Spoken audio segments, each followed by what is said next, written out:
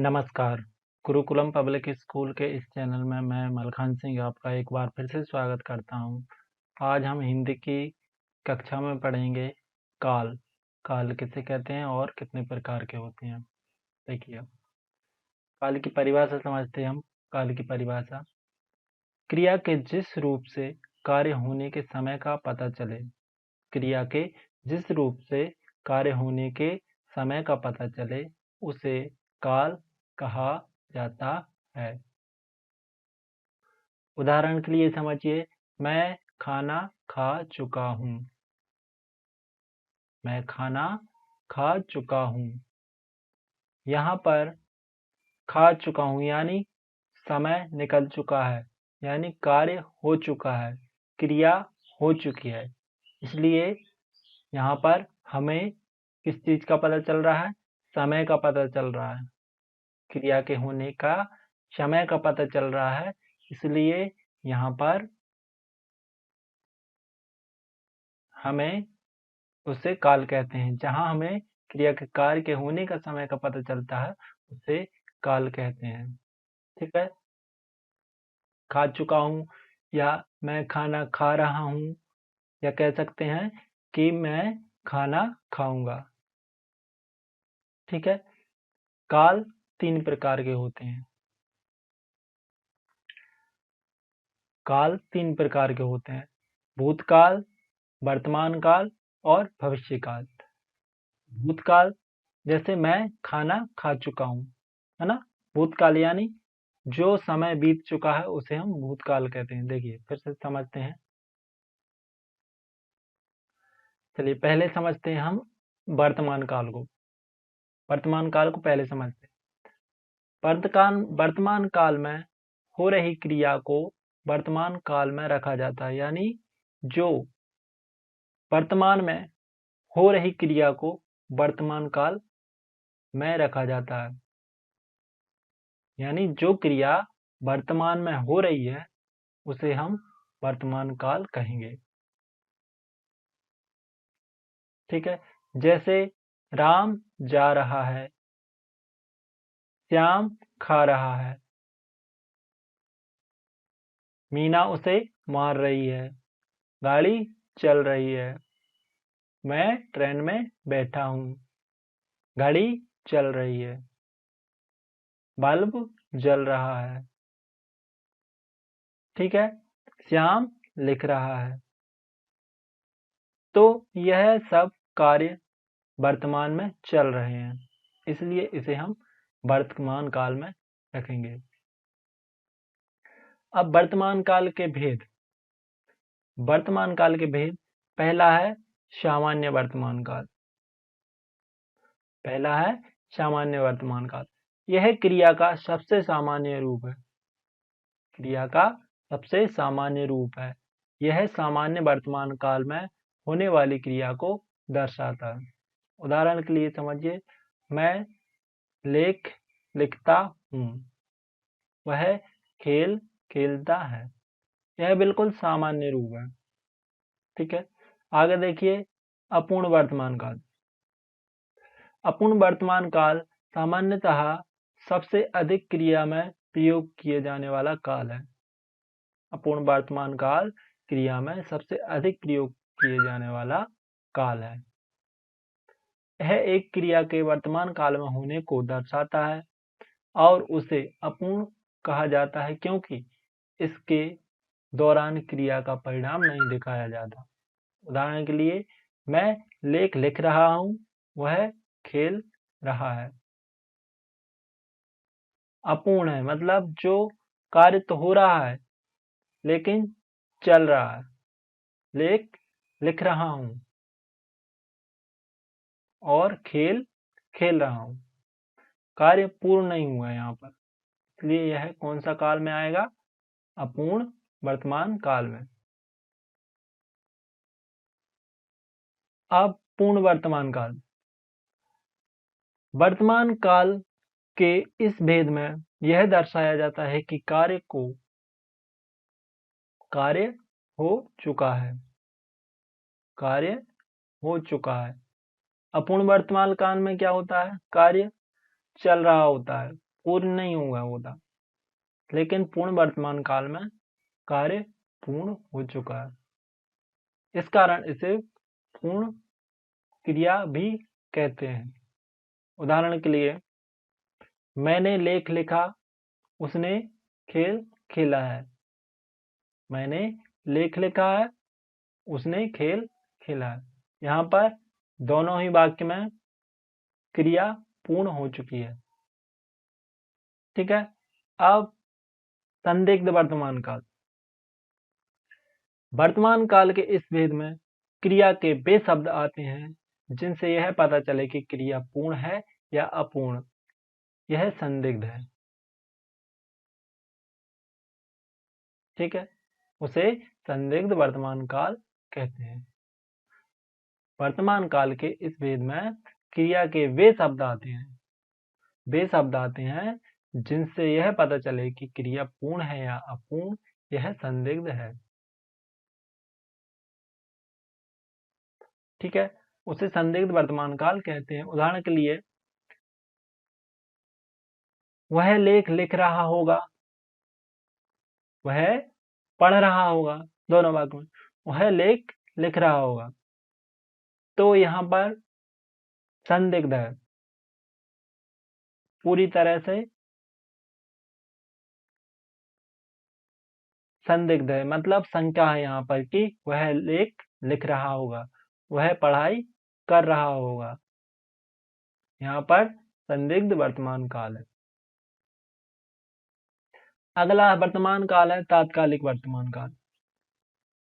काल के जिस रूप से यह पता चलता है कि क्रिया वर्तमान काल में चल रही है। काल के जिस रूप से यह पता चलता है कि क्रिया वर्तमान काल में चल रही है, उसे तात्कालिक वर्तमान काल कहा जाता है। उदाहरण के लिए, मैं लेख लिख रहा हूं, वह खेल रहा है, तो यह तत्काल में कार्य चल रहा है, इसलिए इसे तात्कालिक काल कहा जाता है। अब एक आता है संभाव्य वर्तमान काल। संभाव्य वर्तमान काल के दौरान क्रिया के पूर्ण होने की संभावना बनी रहती है। क्रिया के पूर्ण होने की संभावना बनी रहती है, इस कारण इसे संभाव्य वर्तमान काल कहा जाता है। इसमें संभावना बनी रहती है, बस क्रिया के पूर्ण होने की संभावना बनी रहती, इसलिए इसे संभाव्य वर्तमान काल कहा जाता है। जैसे उदाहरण के लिए, मैं लेख लिखता हूं, वह खेलता है ना। यहाँ पर संभावना रहती है कि मैं लेख लिखता हूं। एक संभावना है कि मैं लेख लिखता हूं। ठीक है, अब हम देखते हैं अगला काल आता है भूतकाल। भूतकाल वे शब्द जिनसे क्रिया के हो चुकने का पता चले उन्हें भूतकाल कहते हैं। यानी जिस वाक्य में हमें ऐसा लगे कि क्रिया हो चुकी है, वहां पर भूतकाल होता है। उदाहरण के लिए, राम खाना खा चुका है ना। वह जा चुका है। श्याम जा रहा था, है ना। गाड़ी चल रही थी। वह परीक्षा के लिए जा रहा था। ठीक है, इसमें सभी वाक्यों में आपको लग रहा होगा कि यह कार्य हो चुका है। अब भूतकाल में कितने प्रकार होते हैं वो समझते हैं। पहला होता है सामान्य भूतकाल। यह भूतकाल का सबसे सामान्य रूप है। इसे इस दौरान हम यह निश्चित नहीं कर सकते कि भूतकाल में यह कार्य किस समय किया गया है। उदाहरण के लिए शिवम आया, अनंत गया। यह निश्चित नहीं हो रहा कब आया, है ना। आया, अनंत गया। उसने यह पाठ पढ़ा, रावण को मार दिया गया।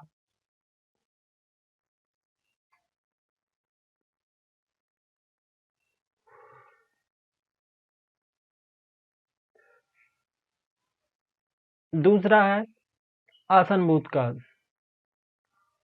आसन भूतकाल के दौरान यह पता चलता है कि क्रिया को पूर्ण हुए केवल कुछ ही समय हुआ है। आसन भूतकाल के दौरान हमें यह पता चलता है कि क्रिया को पूर्ण हुए केवल कुछ ही समय हुआ है। उदाहरण के लिए देखिए, उसने सेब खाया है। उसने सेब खाया है, वह पढ़कर आई है। उसने सेब खाया है यानी अभी अभी खाया है, वह पढ़कर आई है। तो यहाँ पर आसान भूतकाल हुआ। अगला है पूर्ण भूतकाल। पूर्ण भूतकाल के दौरान यह पता चलता है कि कार्य हो चुका है।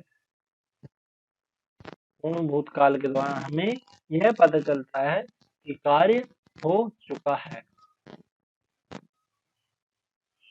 उदाहरण के लिए देखिए, मैं अभी लेख लिख रहा था।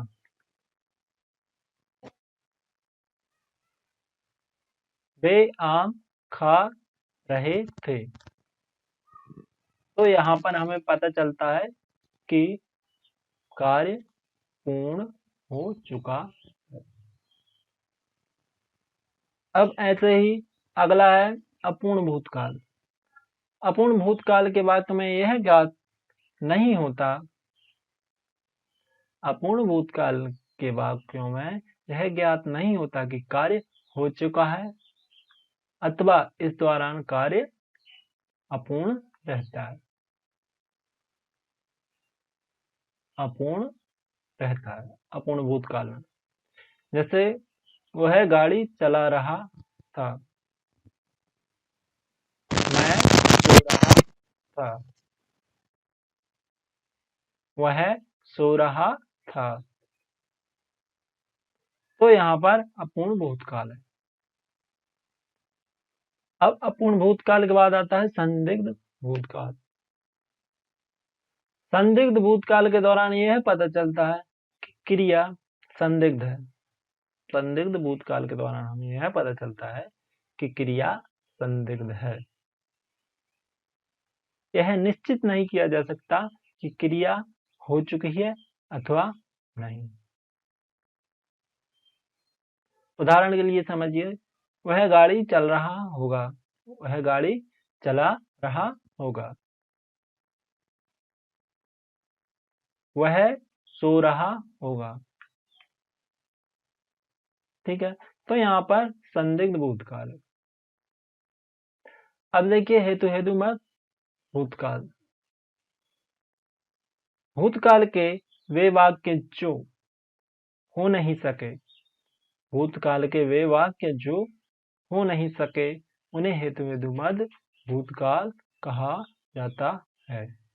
उदाहरण के लिए, अगर पैसे बचाए होते तो यह दिन ना देखना पड़ता। अगर पैसे बचाए होते तो यह दिन ना देखना पड़ता। तो यहाँ पर हेतु हेतु मद भूतकाल है। तो भूतकाल के वाक्य जो नहीं हो सके यानी उन्हें और उनकी कल्पना की जाती है। जो वाक्य हो नहीं सके, जो कार्य हो नहीं सका और उनकी कल्पना की जाती है, वहां पर हेतु हेतु में भूतकाल है। अब हम पढ़ते हैं भविष्यकाल। वे शब्द जिनसे यह पता चले कि कर्ता ने अब तक क्रिया को क्रियान्वित नहीं किया है। जिन शब्दों से हमें यह पता चले कि कर्ता ने क्रिया को क्रियान्वित नहीं किया है, यानी कार्य अभी हुआ नहीं है, होने वाला है, उसे हम भविष्यकाल कहते हैं। उदाहरण के लिए, वह चला जाएगा, मैं परीक्षा जरूर दूंगा, राम जाएगा, श्याम खाएगा,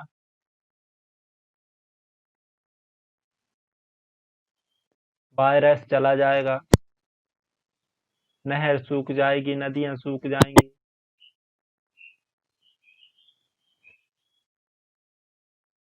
तो यह